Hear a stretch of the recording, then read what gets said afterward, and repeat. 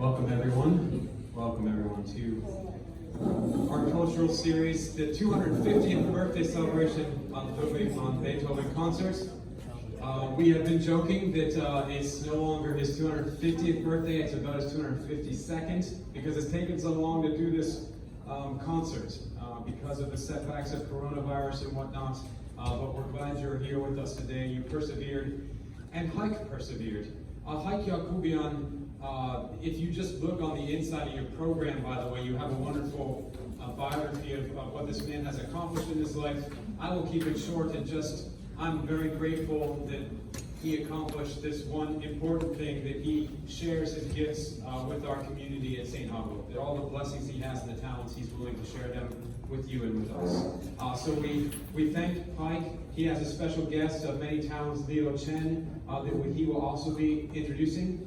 But without further ado, I want to call Mike and thank him for his gracious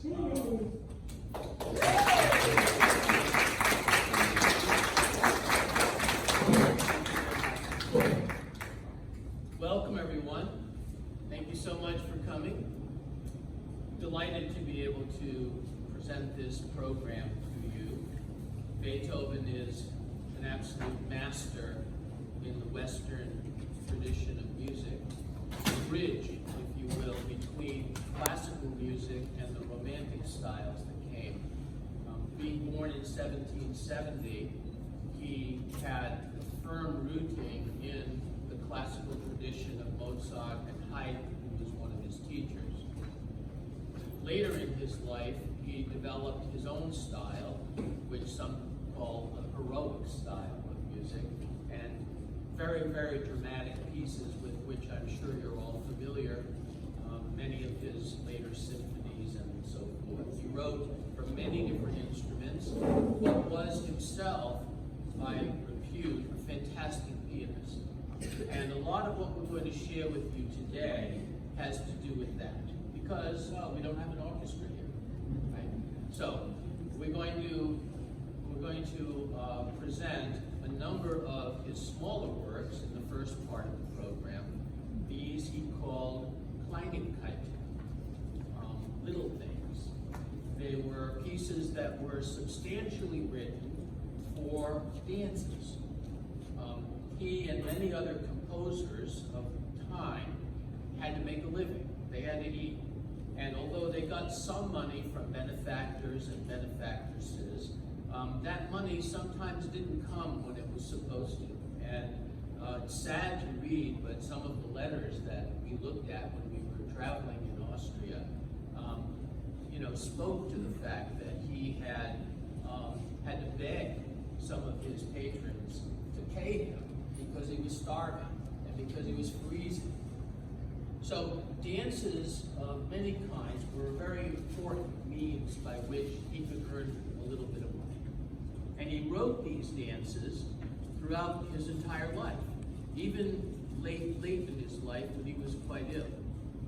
So we're going to present a selection of those in our first part of the program. 7 Kleinigkeiten, 7 Little Things by Ludwig van Beethoven.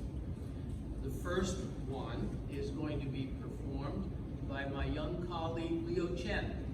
I'm delighted to introduce him to you. He and I are collaborating on a number of programs here in Florida, and I see huge things in his future. He's a tremendously talented musician.